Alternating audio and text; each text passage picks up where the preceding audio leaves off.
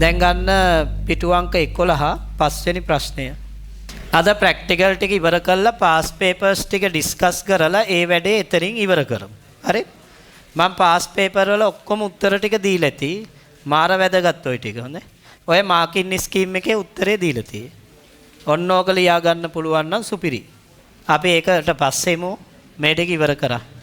පස්වෙනි ප්‍රශ්නේ ගෝලීය ස්ථානගත කිරීමේ පද්ධතිය ලියන්න GPS කියලා. GPS කියලා ලියන්න. ගෝලීය ස්ථානගත කිරීමේ පද්ධතිය යන්න නිර්වචනය කරා. මොකද්ද GPS කියන්නේ? අභ්‍යවකාශයේ තියෙන චන්ද්‍රිකා පද්ධතියක් මගින් පෘථිවි තලයේ ඕනෑම ස්ථානයක ඕනෑම රූපමිතියක ෆීචර්ස් කියලා අපි කියන්නේ ඕනෑම රූපමිතියක පිහිටීම මොනවනුවද අක්ෂාංශ දේශාංශ හෝ ජාතික කණ්ඩාංකනුව හඳුනා ගැනීමේ තාක්ෂණය. පැහැදිලිද? එතකොට අහගෙන ඉන්න. මේ මං පොඩ්ඩක් පාඩම ඉතින් මතක් කරනවනේ. උත්තරේ විතරක් නෙමේ. එතකොට ඔයාලට ඔක්කොම මතක් වෙයි. සහ මං අහනයි උත්තර දෙන්න. අපේ රූප සටහන අඳිනකොට චන්ද්‍රිකා කීයක් විතර දල වශයෙන් අඳිනවද? අඩුම චන්ද්‍රිකා 3ක්වත් අඳින්න ඕන. ඇයි එහෙම අඳින්නේ? කිසියම් ස්ථානයක ලොකේෂන් එක කියන්න බෑ. චන්ද්‍රිකා දෙකකින් සංඥා ලැබිලා. ඒක නිසා අපි රූපේ අඳිනකොට තාත්විකව අඳින්න ඕන. ඒකට නිකන් කරන්නම් වාලේ නෙමෙයි. පැහැදිලිද? චන්ද්‍රිකා දෙකක් ඇන්ද කියලා අපිට නිවැරදි පිළිහිටීමක් දෙන්න බෑ. චන්ද්‍රිකා 3කින් පුළුවන් 4ක් ඇන්දොත් තව දෙයක් කියන්න පුළුවන්. ඒ නිසා 4ක් ඇන්ද එහෙම ගැටලුවක් නැහැ. 5-6ක් අඳින්න පුළුවන් නම් තවත් හොඳයි. චන්ද්‍රිකා 24ක් තියෙනවනේ. 24ම අඳින්නත් පුළුවන්. එහෙම අවශ්‍යතාවයක් නැහැ. පැහැදිලිද? අපි පැහැදිලි කරන්න එක තැනක ගන්න විදියනේ. ඒ නිසා එතකොට මේ දැන් මේ චන්ද්‍රිකා තියෙනෝනේ කිලෝමීටර් 20000කට වඩා උඩින්නේ මේක මේ කක්ෂගත කරලා තියෙන්නේ. හැම අවස්ථාවකදීම එක කක්ෂයක චන්ද්‍රිකා කීය බැගින් යනවද? ටක් ගාලා මතක් කරගන්න. මෙතෙන්ට ඕනේ නැති වෙයි. පාඩම පොඩ්ඩක් මතක් කරගමු. චන්ද්‍රිකා 4 බැගින් අනිවාර්යෙන් මේක ඇතුලේ රැඳෙනවා. තේරෙනවද? ඒතකොට Tamanට අදාළ කක්ෂය තුල මෙයා චලනය වෙමින් ගමන් කරමින් අපිට අවශ්‍ය ඩේටා ටික සම්ප්‍රේෂණය කරන සිග්නල් විදියට. වේව් එකක් විදියට, තරංගයක් විදියට. දැන් මෙතන තියෙන මේ තරංග හැබැයි ඉතින් අපිට ඇස් වලට පේන්නේ නැහැ. නමුත් අපි GPS එකක් ගෙනල්ලා ඔන් කරලා බැලුවොත් අපිට මේ චන්ද්‍රිකා ප්‍රොසෙස් වෙන විදිය බලා ගන්න පුළුවන්. පැහැදිලිද? ඒ කියන්නේ GPS සිග්නල් ගොඩක් දුරට තියෙනවා හැමතැනම. කවුද මේක මේ හැදුවේ? මතක් කරගමු. කවුද හැදුවේ? ඇමරිකා එක්සත් ජනපදයේ ආරක්ෂක දෙපාර්තමේන්තුව තමයි මේක හදලා තියෙන්නේ. මොකටද මේක මුලින්ම හැදුවේ? මොකක්ද එයාලගේ අභිප්‍රාය උනේ මේකෙදි? ඒ උනේ ආරක්ෂක කටයුතු සඳහා, මිලිටරි කටයුතු සඳහා තමයි මේක පාවිච්චි කරන්න ගත්තේ. තේරුණාද? පස්සේ මේක මේ හැමෝටම ෆ්‍රී 1993න් පස්සේ මේක ටෝටලි ෆ්‍රී පාවිච්චි කරන්න අවස්ථාව හදලා දීලා තියෙනවා. දැන් අපිට GPS එකක් තිබුණා නම් අපිට මේ වෙලාවේ ෆ්‍රී ඩේටා අරගෙන මෙතන පිහිටීම කියන්න පුළුවන්. අපි අර ගිය අවුරුද්ද උඩින් අවුරුද්දේ සෙමින එකක් කළා. මොකද අපිට GPS එහෙම අපේ ළඟ නැහැනේ. සාමාන්‍යයෙන් GPS එකක් 1 මිලියන් විතර වෙනව පුතේ. ඉතින් මේ පාඩමක් කරන්න GPS එකක් ගෙනත් තියාගන්න වැඩක් නැහැනේ. ඒක නිසා මම මේ ඔය ලංකාවේ ප්‍රධානම ආයතනයක් ගෙනල්ලා සෙමින එකක් කළා ගිය අවුරුදු උඩින් අවුරුද්දේ. මේ අවුරුද්දේ කළේ නෑ 27ට කරනවා ඒ සෙමින එක. ඒක සාමාන්‍යයෙන් මම ලක්ෂ 2ක් විතර යනවා මේ සෙමින එක කරන්න. මම ඔයාලගෙන් සල්ලි ගන්න නැතුව තමයි මේ සෙමින එක කරන්නේ. ගිය අවුරුද්දේ ඊට උඩින් අවුරුද්දේ මේ ඇපිරෝ එකේ බිල්ඩින් එක අපි මැනලා දුන්නා. විනාඩි 10ක් ඇතුළත GPS වලින්. තේරෙනවද? ඒ කියන්නේ ඒක දැන් අපිට කරන්න බැහැනේ, අපිට උපකරණ නැහැ. තේරෙනවද? ඒකෙන් කරන්නේ අර මෙන්න මේ වගේ තියෙනවා. මේ වගේ තියෙන්නේ. ඔන්න ඔහම තියෙන GPS රිසීවර් එක. මේ රිසීවර් එක විතරක් අපි දැන් මැනපු එක නම් ලක්ෂ 20ක් වුණා. ලක්ෂ 20ක් වුණා මෙහි ඒ ලක්ෂ 20ක් කියන්නේ මෙන්න මෙච්චර චූටි කෑල්ලක් තියෙන එකේ. ඒකේ ටෙක්නොලොජි එක තමයි වැඩි. ඒතකොට ඉතින් අපිට පන්තියක් කරන්න මේ වගේ ගන්න වැඩක් නැහැ ඇත්තටම. ඒකට තමයි රෙන්ට් එකට ගන්න ආයතන තියෙන්නේ. තේරෙනවද? එයාලා ඉතින් ඒක ලංකාවෙම රෙන්ට් කරන එක තමයි කරන්නේ. එයාලා මේ සර්වේ වලට ගන්නේ බිම් මැනුම් වලට ගොඩම්ම සර්වේ වලට අද පාවිච්චි කරන GPS. අපි එදාට සෙමිනිකේදී ඉතින් කණ්ඩායම් වශයෙන් බෙදලා කට්ටියට මේක ළමයි තමයි මැන්නේ ඇත්තටම. එයාලා නෙමෙයි. ළමයි තමයි මැන්නේ. ළමයිට එක්ස්පීරියන්ස් එක දෙනවා. එතකොට අර උත්තරයක් ලියන්න આવොත් ලියන්න පුළුවන් නේ. මේ වගේ පොඩි GPS රිසීවර් තියෙනවා. සාමාන්‍යයෙන් ලක්ෂ 2 3 රුපියල් 3000ටත් තියෙන මේ වගේ චූටි කෑලි. ඒව ඉතින් අර ට්‍රැකින් සිස්ටම්. ඔය බයික් එකකට වගේ සවි කරන්න. ඔයාලගේ බෑග් එකට දාලා තියන්න සැකයි නම්. තේරෙනවද? එතකොට යන්නේ කොහෙද කියලා බලා ගන්න පුළුවන් නේ. දැන් මේ වෙද්දී ඇපිරෝ එකේ දින්නේ වෙන කොහෙද හරි ඉන්නේ. කඩොලාන කැලේක දින්නේ. හරිද? එහෙම බලා ගන්න පුළුවන් දෙමව්පියන්ට. ඒ වගේ පොඩි ඒව ඉතින් අර ක්වොලිටි මේවා ඉතින් 3000ට 4000ට ගන්න නෑ හොඳේ. අර සමහර ඒවා තියෙනවා ඇකියුරන්සි එක වැරදි. එච්චර පෙන්වන්නේ නැහැ. දැන් මං ඉන්න තැන පිහිටීම අන්න අර හරිය තැනක් තමයි පෙන්වන්නේ. ඒතකොට ඇකියුරන්සි එක පොඩ්ඩක් අවුල්නේ. තේරෙනවද? පිහිටීම. ඉතින් මේ වගේ ඒවා නම් හරියටම හරි. දශමිටම. ඒක රිසීවර් එක ක්වොලිටි වෙන්න ඕන. එතකොට දැන් මේ චන්ද්‍රිකා සංඥා ලබාගෙන මේ චන්ද්‍රිකා කන්ට්‍රෝල් කරන්න ඕන පුතේ. චන්ද්‍රිකා කන්ට්‍රෝල් කරන්න මේන් සෙන්ටර් එකක් තියෙනවා. ටක් ගාලා මතක් කරගමු කොහෙද මේ සෙන්ටර් එක තියෙන්නේ? Master control station. කොහෙද තියෙන්නේ? කොහෙද? කොලරාඩෝ වල තමයි තියෙන්නේ. ඒකෙන් තමයි මේ ඔක්කොම පාලනය කරන්නේ. එයාලට පුළුවන් මේ චන්ද්‍රිකාවල වෙනස්කම් කරලා GPS සංඥාවල එරර්ස් හදන්න. එතකොට ගන්න පිහිටීම නෙමෙයි එන්නේ. එහෙම කරන්න පුළුවන්. තේරෙනවද? ඒ වගේ අවස්ථා තියෙනවනේ. එහෙම ගන්න පුළුවන්. ඊළඟට මේ මොනිටර් ස්ටේෂන් 4ක් තියෙනවා. මොකද්ද මේ ප්‍රධාන 4ක්? මොකද්ද 4? හවායි දූපත්, ඇසෙන්ෂන් දූපත්, දියගෝ ගාසියා සහ ක්වාජලේන් කියන ප්‍රදේශවල. ඇන්ටනා මධ්‍යස්ථානත් වෙනම තියෙනවා. මම දැන් මේවයි මෙහෙයන් කියන්නේ නැහැ හොඳේ. මොකද මම මේ උත්තරේ නෙමෙයි කියන්නේ. මම මේ කියන්නේ චුට්ටක් මතක් කරන ඔයාලට. දැන් අමතක වෙලා තියෙන අයට. එතකොට මේ ඇන්ටනා මධ්‍යස්ථාන මොනවද? ඇසෙන්ෂන් අයිලන්ඩ්, දියාගෝ ගාසියා, ක්වාජලේන්, කේප් කැනවරල් ඒ වගේ තියෙනවා. එතකොට මේ වයින් එක එක කාර්යයන් තමයි වෙන්නේ. හැබැයි ඔක්කොම මෙයත් එක්ක සම්බන්ධයි. පැහැදිලිද? ඊළඟට දැන් මෙයා GPS සිග්නල් මෙහෙම එවනවනේ අපිට. එතකොට අපේ ළඟ තියෙන්න ඕන පුතේ අනිවාර්යෙන් GPS මොකද්ද? රිසීවර් එක. අර මං කිව්වේ රුපියල් 2000 3000 5000 ලක්ෂ ලක්ෂ 10 ලක්ෂ 15 ලක්ෂ 30 40 එහෙම යනකම් තියෙනවා. එතකොට ඒ රිසීවර් එක අපිට අනිවාර්යයෙන්ම තියෙන්න ඕන. පැහැදිලිද? ඒ රිසීවර් එකෙන් තමයි මේ සංඥා මොනිටර් කරගන්නේ. නැත්තම් මේ අපි කියන්නේ මොකද්ද මේ ඒකට තමයි ගන්න. මොන සරලව කිව්වොත්. පැහැදිලිද? එතකොට මේ රිසීවර් එක ක්වොලිටි නැති වුණොත් අපි ගන්න පිහිටීම වරදින්න පුළුවන්. පැහැදිලිද? ඒක නිසා මේ රිසීවර් එක ඉතින් අපි හොඳම එකක් පාවිච්චි කරන්න ඕන. එහෙම නැත්තම් මේක ඇප් එකක් විදිහට යූස් කරන්න වෙනම ඩිවයිස් එකක් තියෙන්න ඕන. පැහැදිලිද? ඇප් එකක් විදිහට යූස් කරන්න. ඒ කියන්නේ මේක කෙලින්ම GPS රිසීවර් එක මේක ෆෝන් එකක්වත් මේක Wi-Fi තාක්ෂණයවත් මේවා ඩේටාවත් මේකට කිසිම දෙයක් අවශ්‍ය නැහැ. හොට්ස්පොට් ඒ මුකුත් ඕනේ නැහැ මේකට. මේකේ බැටරි තියෙනවා නම් එච්චරයි. පැහැදිලිද? සමහර ළමයි හිතන් ඉන්නවා මේකට ඉන්ටර්නෙට් ඕන කියලා. ඩේටා ඕන කියලා. මේකට චිප් එකක් දාන්න ඕන කියලා. එහෙම නැහැ. මේක කෙලින්ම හයිටෙක් උපකරණයක්. මේකෙන් චන්ද්‍රිකා වලින් ලැබෙන සංඥා ගන්න පුළුවන්. චන්ද්‍රිකා කන්ට්‍රෝල් කරන්න බෑ. චන්ද්‍රිකා කන්ට්‍රෝල් කරන්න පුළුවන් මෙයාටනේ.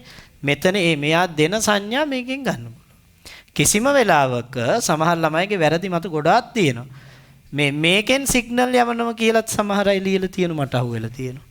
ඒ කියන්නේ GPS රිසීවර් එකෙන් සංඥාවක් යවලා චන්ද්‍රිකාවෙන් එන සංඥාවෙන් ඒක හඳුනගෙන එහෙම නෑ. එහෙම එකක් නෑ.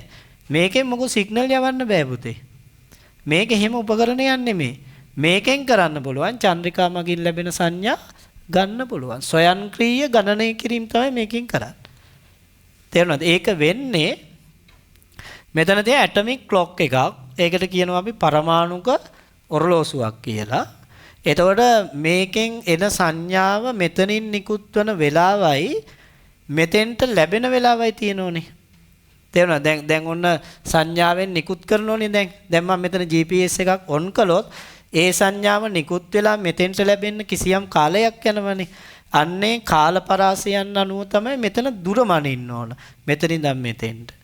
ඒක අපි ගණන් හදන්නේ ස්වයංක්‍රීයව මෙයා කරනවා. ඒක. පැහැදිලි මෙයාගේ ඩිස්ප්ලේ වෙනවා අපිට. ඊළඟට තව චන්ද්‍රිකාවකිනුත් එහෙම ලැබෙනවා. තව චන්ද්‍රිකාවකිනුත් එහෙම ලැබෙනවා. එහෙම ලැබුණම මෙන්න මේ වගේ. දැන් මෙතන මේ චන්ද්‍රිකාවෙන් අපි හිතමු ඔතන අපේ රිසීවර් එක තියෙනවා කියලා. තේරුණාද? ඊළඟට අපි නිගමන හිතමු ඊළඟට මේ තව චන්ද්‍රිකාවක් තියෙනවා මෙතන. එතකොට ඒකෙන් සංඥා ලැබෙනකොට දැන් ඔන්න මෙන්න මේ ස්ථාන දෙක තියෙන්නේ. මේ ස්ථාන දෙකේ තමයි GPS රිසීවර් එකකින් සංඥා ගන්න. ස්ථාන දෙකකින් අරන් අපිට කියන්න බැහැනේ. ඒක නිසා අපි තව චන්ද්‍රිකාවකින් ගන්න ඕන. එතකොට ඔන්න ඔතෙන්ට තමයි ඔන්නෝම තමයි රිසීවර් එක ඔන්න ඔතන තමයි තියෙන්නේ. පැහැදිලි? ලෝකෙන් තමයි ගන්න. මේක ස්වයංක්‍රීයව අපිට දෙන්නේ. මේවා අපි මොකුත් කරන්න ඕනේ නැහැ. පැහැදිලිද? අපි කරනෝ නම් කරන්න ඕන අර සිතියම්ම ලක්ෂාංශ දේශාංශ මතකයිනේ.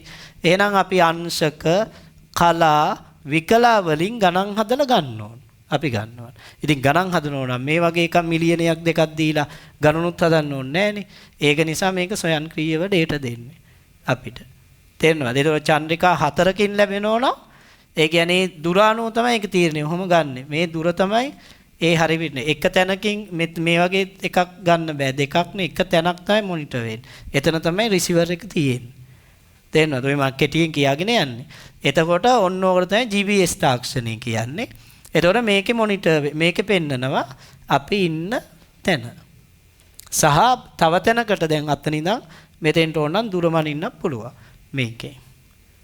දැන් තේරෙනවනේ ඕක තමයි GPS තාක්ෂණය කියන්නේ. ඔය ඊටාම සරලව. ඉතින් ඔය GPS තාක්ෂණය ඇමරිකා එක්සත් මේවා සැටලයිට් නැවිගේෂන් සිස්ටම්. ඒතකොට GPS කියන්නේ එක සිස්ටම් එකක් විතරයි. පැහැදිලිනේ? සමහර අය හිතන් ඉන්නවා GPS තමයි ලෝකේ තියෙන එකම නැවිගේෂන් සිස්ටම් එක කියලා. එහෙම එකක් නැහැ. ගැලීලියෝ පොසිෂන් සිස්ටම් එකක් තියෙනවා. යුරෝපන් යූනියන් එකට චීනයට වෙනම සිස්ටම් එකක් තියෙනවා. ඉන්දියාවට වෙනම සිස්ටම් එකක් තියෙනවා. ජපානයට වෙනම සිස්ටම් එකක් තියෙනවා. හැබැයි ඒවා ග්ලෝබලි නෑ.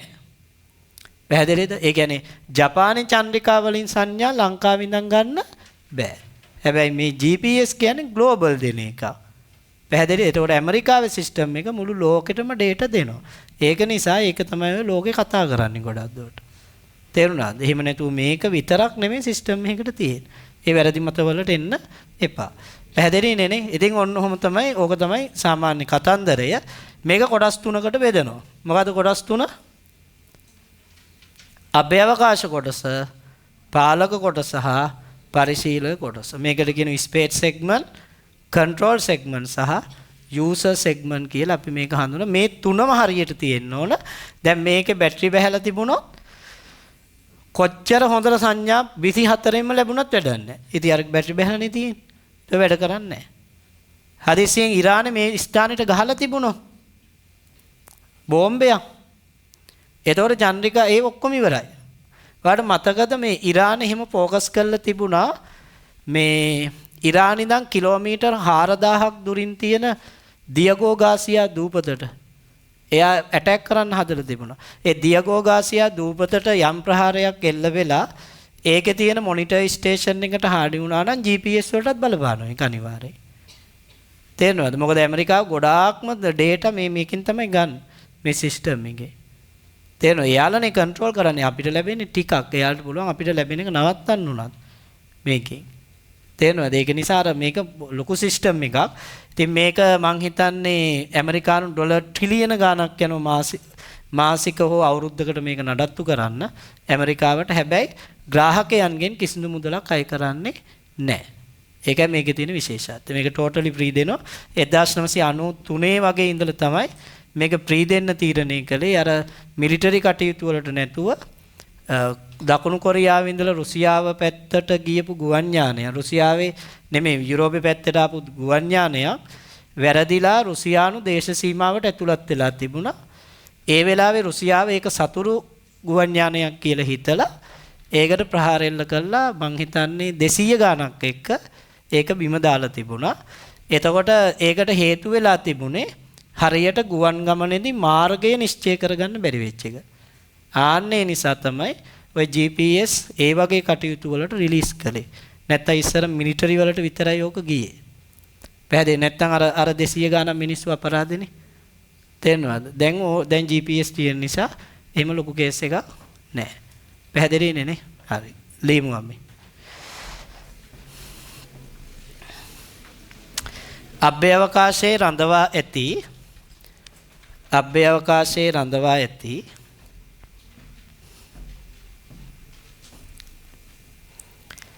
චන්ද්‍රිකා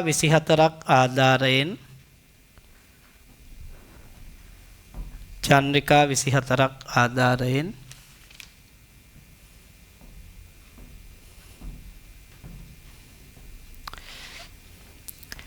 පෘථිවියේ ඕනෑම ස්ථානයක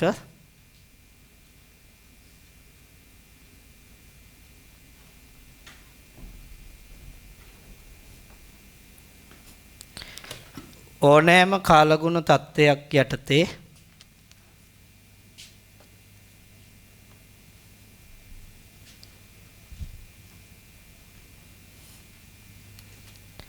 කිසියම් වස්තුවක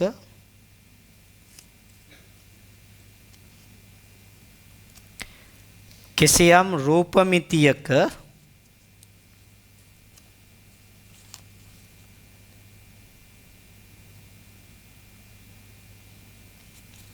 පිහිටීම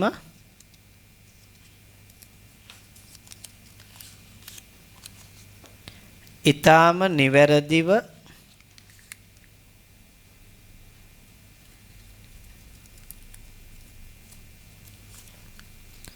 හඳුනා ගැනීම සඳහා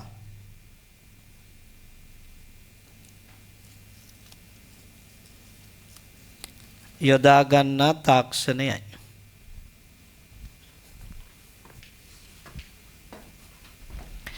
ඒ අයිඩියා එක එන්න ලිව්වනම් හරි.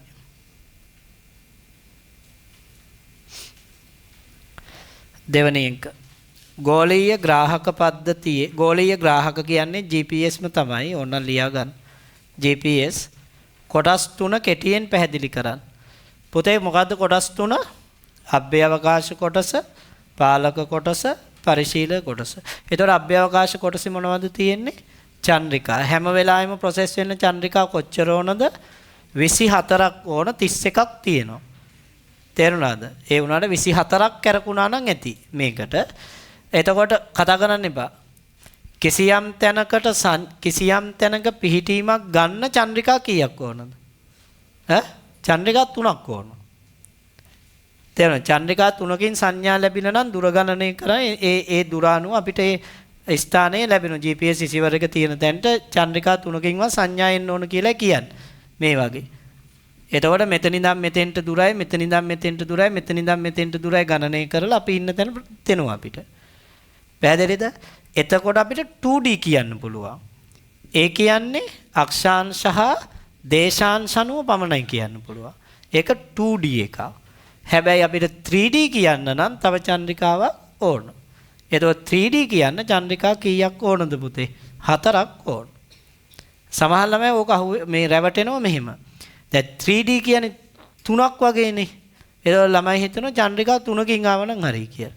නෑ. චන්ද්‍රිකා කීයකින් එන්න ඕන? 4කින් එන්න ඕන සංඥා. චන්ද්‍රිකා ගාන වැඩි වෙනකොට අර මන් ටෙස්ට් එකේ දුන්නනේ ප්‍රශ්නයක්. GPS වලින් නිර්වද්‍යතාවය කෙරෙහි බලපාන සාධක කියලා. අන්න ඒවට උත්තර තමයි මේ තියෙන්නේ. හරි? මම දන්නේ ඔයාලා මොනවද ලිව්වේ කියලා ලබන සතියේදී බලා ගන්න පුළුවන්. ලකුණු දෙද්දී මේ එකක් තමයි චන්ද්‍රිකා සංඛ්‍යාව. තේරුණාද? ඒව බලපානවා. ඊළඟ මේ රිසීවර් එකේ තියෙන ක්වොලිටි එක ඒ බලපාන අනිවාර්යෙන්. ඊළඟ පාවිච්චි කරන කෙනා දැන් ඔයා GPS එකක් අල්ලලා තියෙනවද? අල්ලලා නැහැ. හරි. මෙයා දැන් GPS එකක් පාවිච්චි කරලා නැහනේ. මම මේ දරුවට GPS එකක් ගෙනත් දෙනවා. එතකොට මෙයා හරියට ඩේටා ගනීද පුතේ? නෑ. ඉතින් මෙයා දන්නේ නැහැ නේ ඒක පාවිච්චි කරා. අන්න නිර්වද්‍යතාවයට ඒක හානියක් වෙනවද නැද්ද? වෙනවනේ. ඔයාලා ඕවද ලිව්වේ? අන්න ඒව තමයි ලියන්න ඕන ටෙස්ට් එකේ හොඳයි. එහෙම නැතුව බෑ. එතකොට මේ චන්ද්‍රිකා ඔන්න ඔය වගේ ප්‍රමාණකින් එන්න ඕන. මේ ටික මං කිව්වනේ ලියගමු. 1 අභ්‍යවකාශ කොටස. අභ්‍යවකාශ කොටස.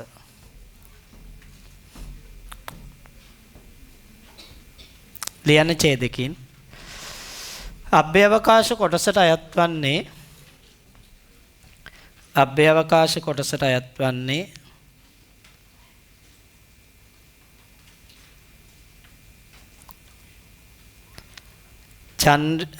චන්ද්‍රිකා පද්ධතියයි. චන්ද්‍රිකා පද්ධතියයි.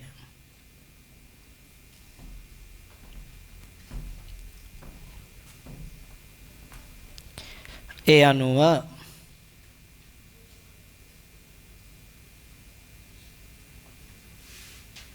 නිරන්තරයෙන්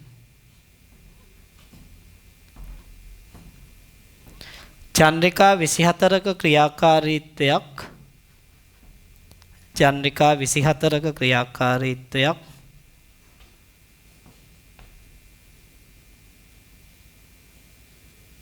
පැවතිය යුතුය.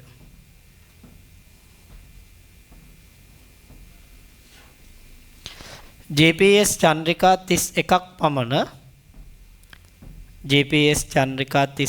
පමණ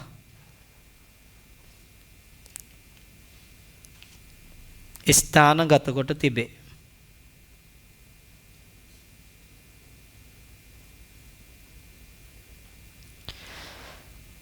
පෘථිවි පෘෂ්ඨයේ සිට ඉක්මනින් ලියමු. පෘථිවි පෘෂ්ඨයේ සිට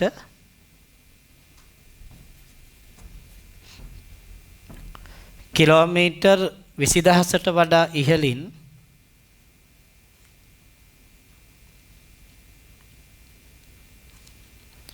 කක්ෂගත කොට ඇති අතර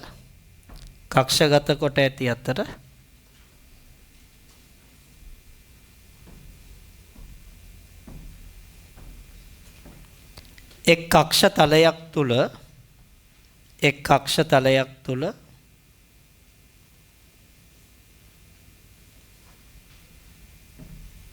නිරන්තරයෙන්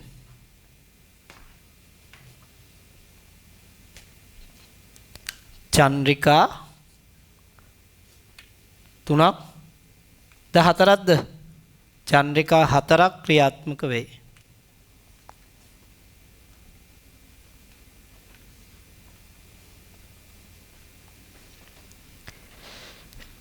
ඒ අනුව කක්ෂතල 6ක්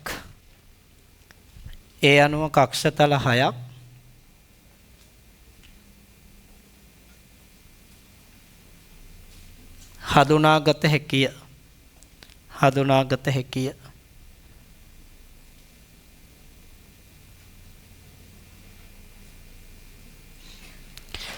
මෙම චන්ද්‍රිකා මගින්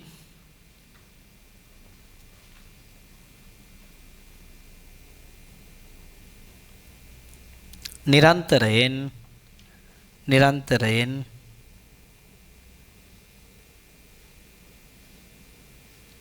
සංඥා නිකුත් කිරීම සිදු කරයි.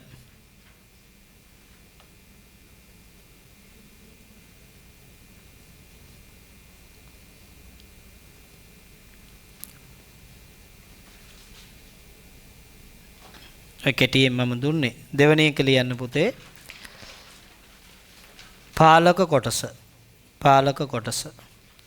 control segment පාලක කොටස. ලියන්න.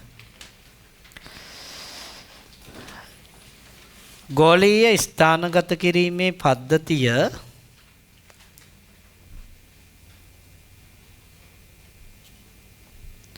ගෝලීය ස්ථානගත කිරීමේ පද්ධතිය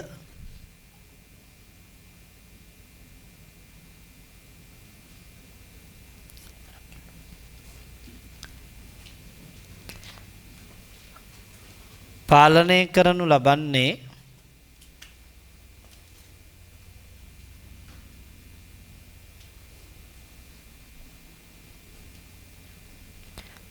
මධ්‍යස්ථාන කිහිපයකිනි. මධ්‍යස්ථාන කිහිපයකිනි.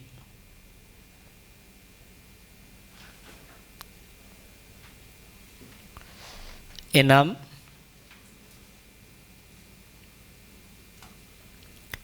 ප්‍රධාන පාලන මධ්‍යස්ථානය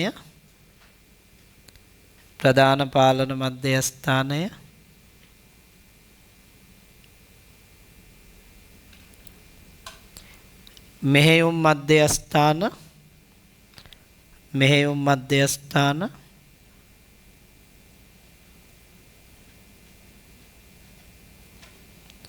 ඇන්ටනා මධ්‍යස්ථාන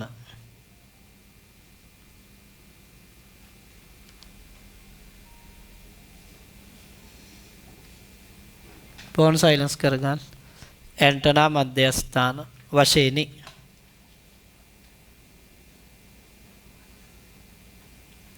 ප්‍රධාන පාලන මධ්‍යස්ථානය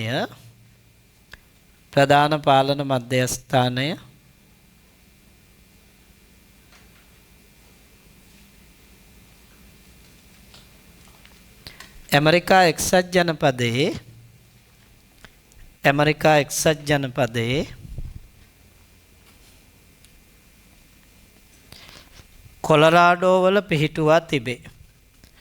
කොලරාඩෝ වල පිහිටුවා තිබේ.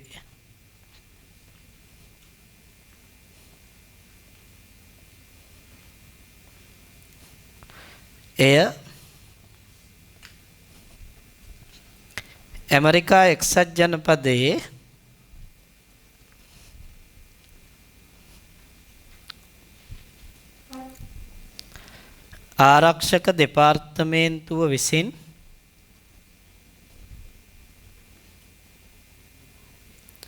ආරක්ෂක දෙපාර්තමේන්තුව විසින්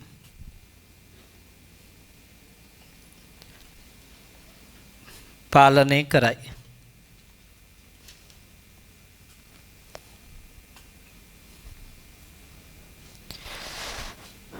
චන්ද්‍රිකා දත්ත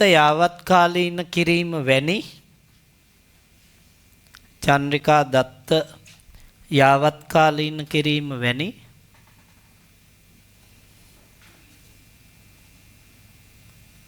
කටයුතු මෙමගින් සිදු කරයි.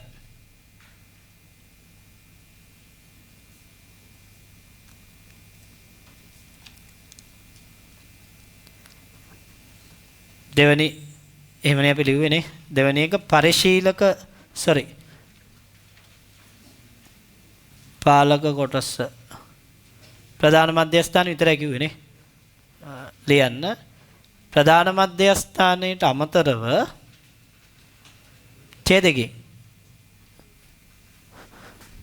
ඒ කියන්නේ මෙහෙමනේ කිව්වේ.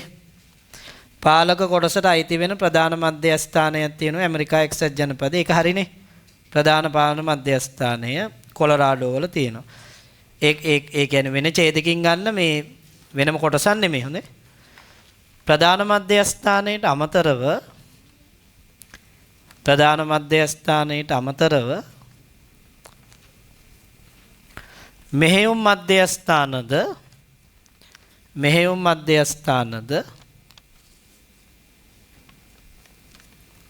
මෙහෙයුම් මධ්‍යස්ථානද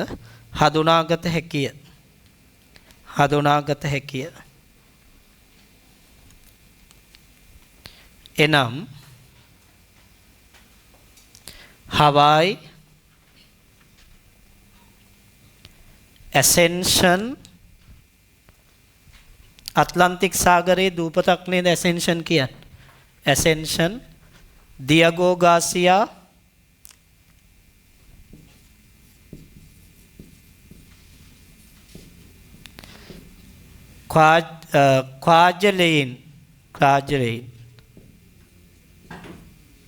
ක්වාජලයින්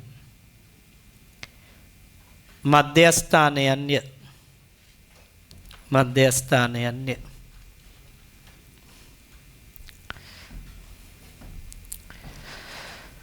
මේට අමතරව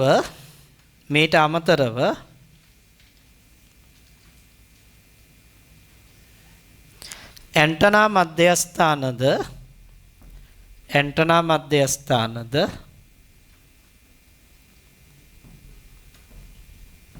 ස්ථානගත කොට තිබේ.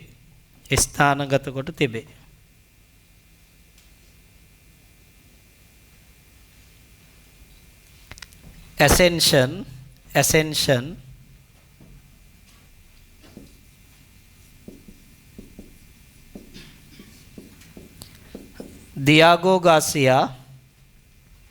Diego Garcia Kwajalein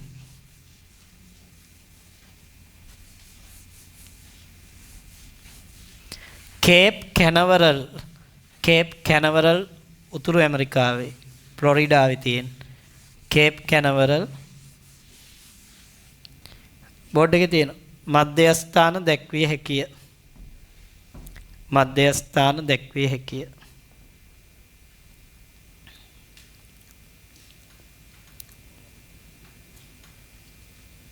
හරි. ඊළඟට ලියන්න තුන්වෙනි මේ සෙග්මන්ට් එක පරිශීලක කොටස.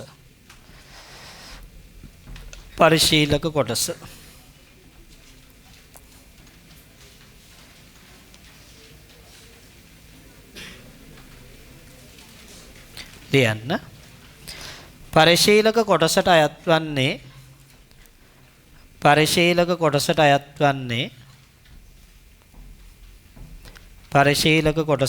වන්නේ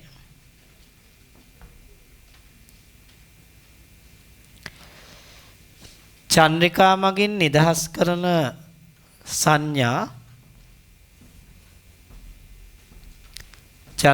මගින් නිදහස් කරන සංඥා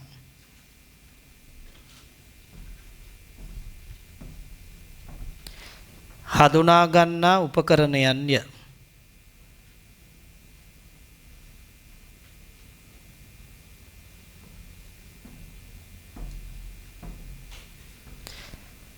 මේවා අතෙහි රැගෙන යා හැකි උපකරණ වශයෙන් මෙන්ම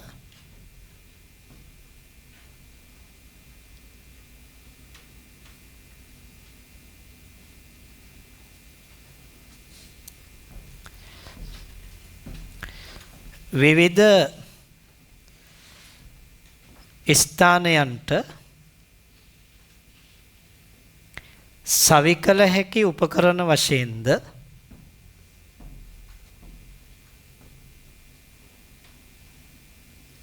නිෂ්පාදනය කර ඇත.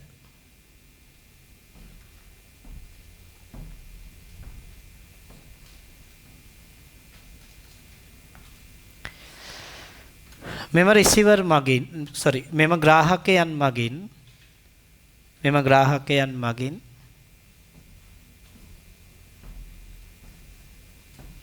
චන්ද්‍රිකා මගින් ලබා දෙන සංඥා හඳුනාගෙන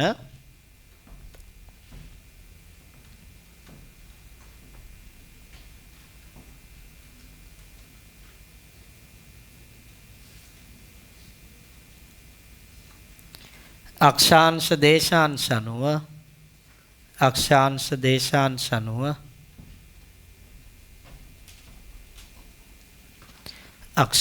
දේශාංශ අනුව පිහිටීම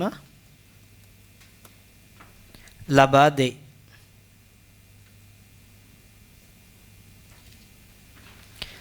ග්‍රාහකයන් වල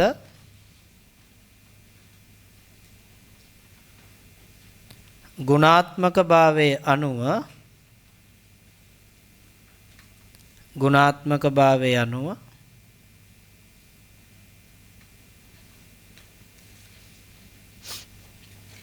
ලබා ගන්නා පිහිටීම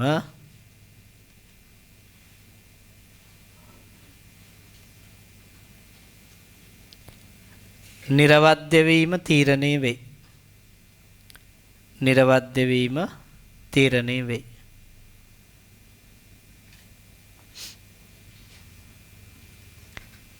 ග්‍රාහකයන් ක්‍රියාත්මක වීමට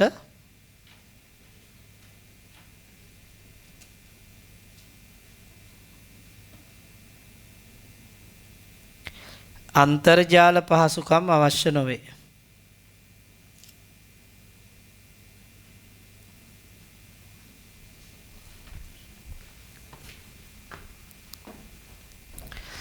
හැබැයි ෆෝන් එකකින් GPS ගන්නව නම් මොකක්ද ඕන? එතකොට data ඕන. ඒ මොකෝ? ඒ device එකට අවශ්‍යයිනේ. ඒක නිසා මේ receiver එකක් තියෙනවා නම් අවශ්‍ය නැහැ. පැහැදිලි නේද? හරි. තුන්වෙනි කොටස කතා බෑ ගෝලීය ස්ථානගත කිරීමේ පද්ධතියේ ප්‍රයෝජන තුනක්. ඉරිගහන්න ප්‍රයෝජන.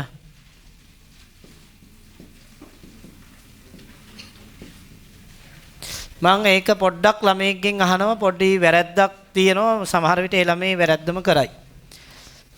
මට කියන්න බලන්න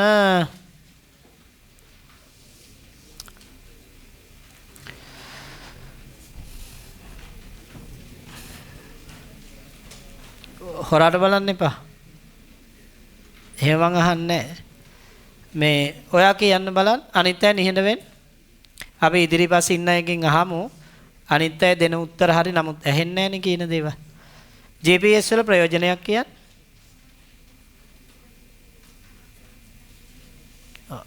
ඔන්න එකක් එයා අපි බලමු හරි. එයා කියනවා තමා සිටින ස්ථානය නිවැරදිව ලබා ගන්න පුළුවන් කියලා. හරි? එයා දෙන උත්තරේ තමයි මේක. එයා විභාගෙට මේක ආවොත් එයා මේ උත්තරේ ලියනවනේ. ඒක තමයි උතනින් ගම්මේ වෙන්නේ. හරි? ඔයත් මට මේ ප්‍රයෝජනයක් දෙන්න බලන්න වෙන පැත්තකට ගිහින්. කතා කරන්න එපා. එහෙනම් ඔන්න තව එකක් තමයි එයා කියන්නේ මේ ගමන් මාර්ග නිවැරදිව හඳුනා ගන්න පුළුවන් වගේ එකක් තමයි එයා කියන්නේ. හරි? එතකොට මෙයා කියන්නේ තමා සිටින අපි ඉන්න තැන මෙයා කියන්නේ මාර්ග හඳුනා ගන්න පුළුවන්. එහෙම තමයි කියන්නේ. ඔය කන්නාඩි දාපු පුතා කියන්න බලන්න ඉස්කෝලේ. ඔයා නිකන් අනිත් අය කතා කරන්න එපා. ඒක ඇහෙන්නේ නැහනේ. ඔයා නිකන් හිතන දෙයක් මට කියන්න. කාර්යක්ෂමභාවය වැඩි.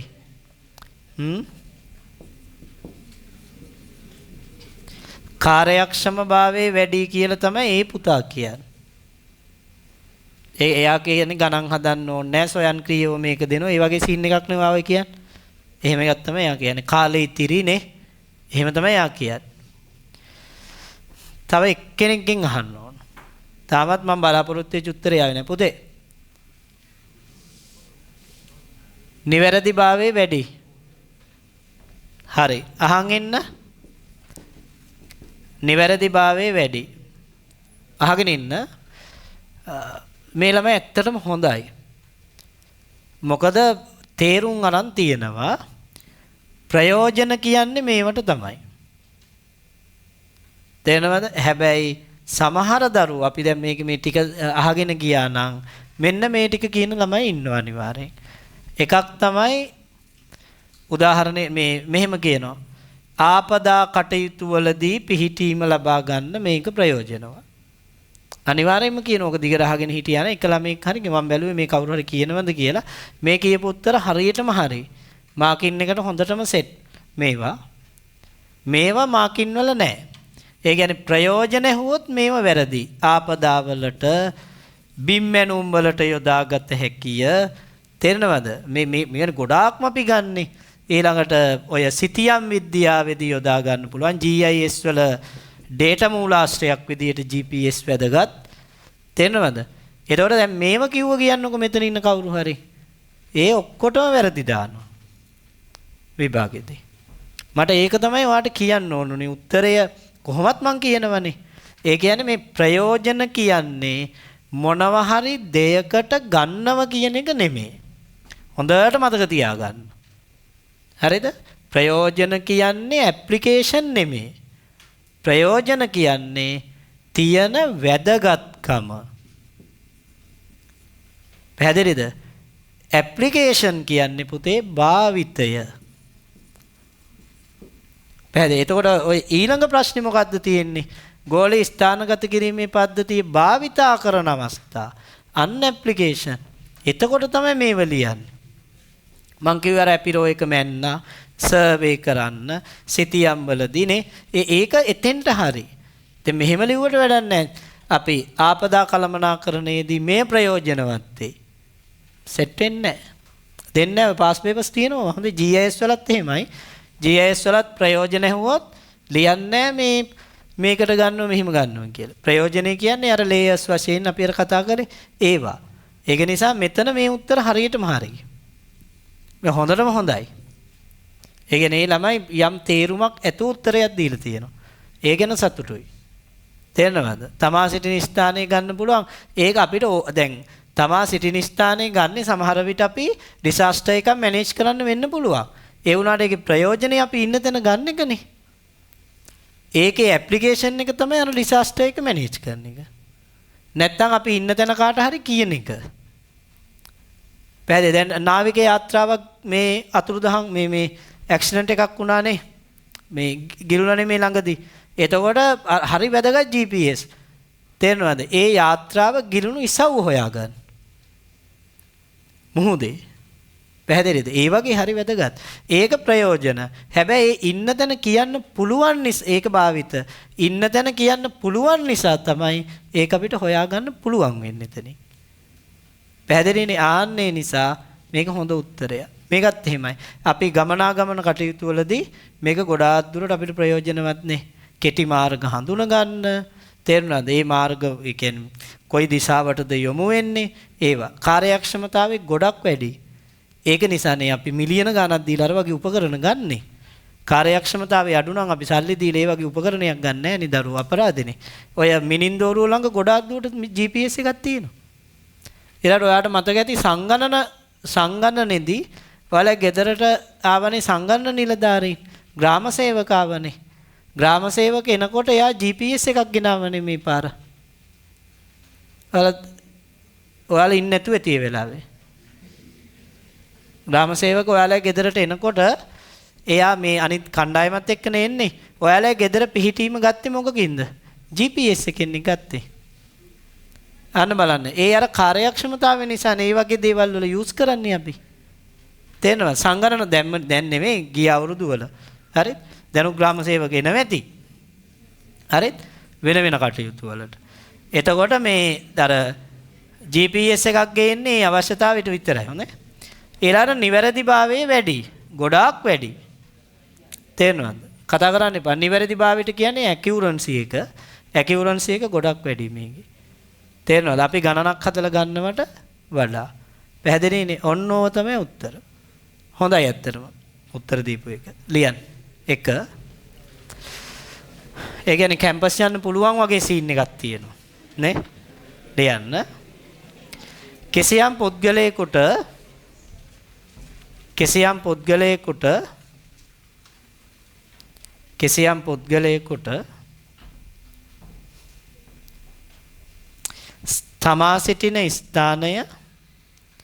තමා සිටින ස්ථානය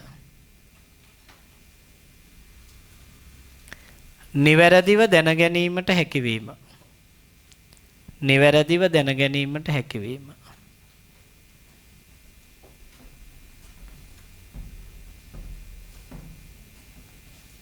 මම ඒවට විස්තර දෙන්නේ දෙවැනි එක. යම් සිදුවීමකට අදාළ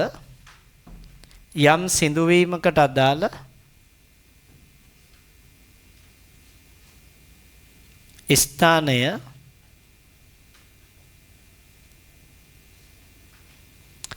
නිශ්චිතව හඳුනා ගැනීමට හැකිවීම.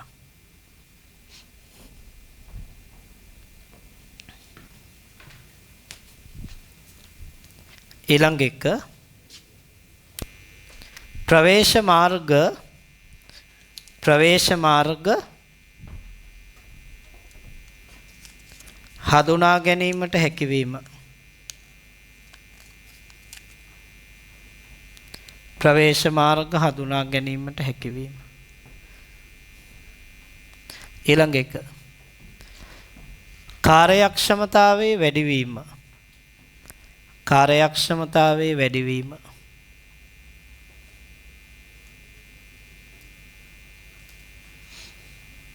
නිර්වද්‍යතාවේ වැඩිවීම. නිර්වද්‍යතාවේ වැඩිවීම. එරස් වෙන්න පුළුවන්. ඒක ඕනම තාක්ෂණයක තියෙනවනේ පුතේ. නමුත් අතින් කරන එකකට වඩා මේක නිවැරදිභාවය වැඩි.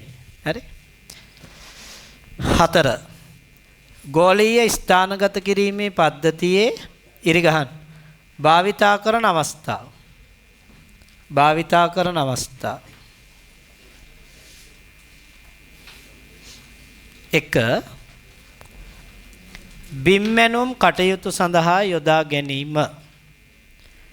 බිම්මැනුම් කටයුතු සඳහා යොදා ගැනීම. කියන්නේ ග්‍රවුන්ඩ් සර්වේ වලට ගන්නවා. බිම්මැනුම් කටයුතු සඳහා යොදා ගැනීම.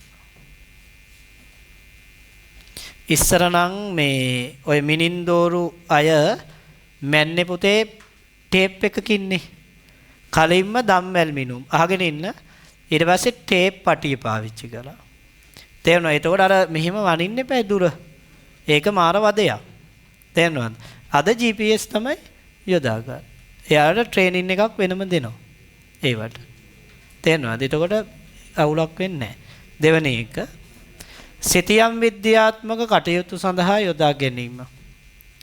සිතියම් විද්‍යාත්මක කටයුතු සඳහා යොදා ගැනීම. ඔය සරල දේවල් නිසා මම විස්තර කරන්නේ නැහැ. සිතියම් විද්‍යාත්මක කටයුතු සඳහා යොදා ගැනීම.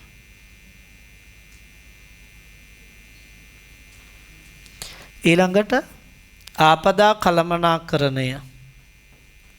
ආපදා කළමනාකරණය.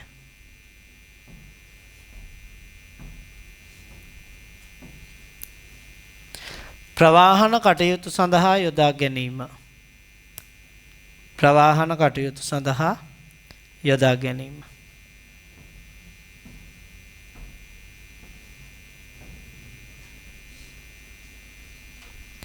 ගොඩක් දුරට අද ඒව අනිවාර්යෙන් ගන්නවා. ඊළඟට සතුන්ගේ සංචරණය හඳුනා ගැනීම. සතුන්ගේ සංචරණය හඳුනා ගැනීම.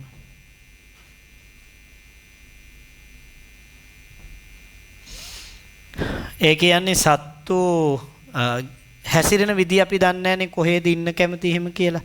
ඒක GPS එකක් ට්‍රැකින් වගේ පොඩි සිස්ටම් එකක් සවි කරන්න පුළුවන් නම් එයා යන එන හැමතැනම අපිට බලා ගන්න පුළුවන්. තේරෙනවද? අක්ෂාංශ දේශාංශ අනුව. විශේෂයෙන් අපිට පුළුවන් ලංකාවේ අලි පිළිබඳ ගැටලුවට ওই වගේ විසඳුම් ගේන්න. තේරෙනවද? ඉතින් කරන්නේ නැහැ ඉතින් ලංකාවේ. හරි? 6 වෙනි ප්‍රශ්නෙට එන්න. සිතියමක් යනුවෙන් අදහස් කරන්නේ කුමක්ද? මම මේක කලින් කළා නේද? කලින් කළානේ. ඒකට හරියක් දාන්න.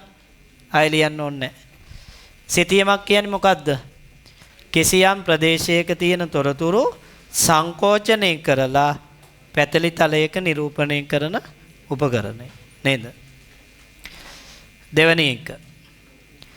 විශාල පරිමාණයේ සිතියමක් සහ හොඳට තේරුම් ගන්න කුඩා පරිමාණයේ සිතියමක් අතර වෙනස දක්වන්න. අහන්න පුළුවන් උගන්වන්න නැහැ. ගුරුවත් පොතේ නැහැ.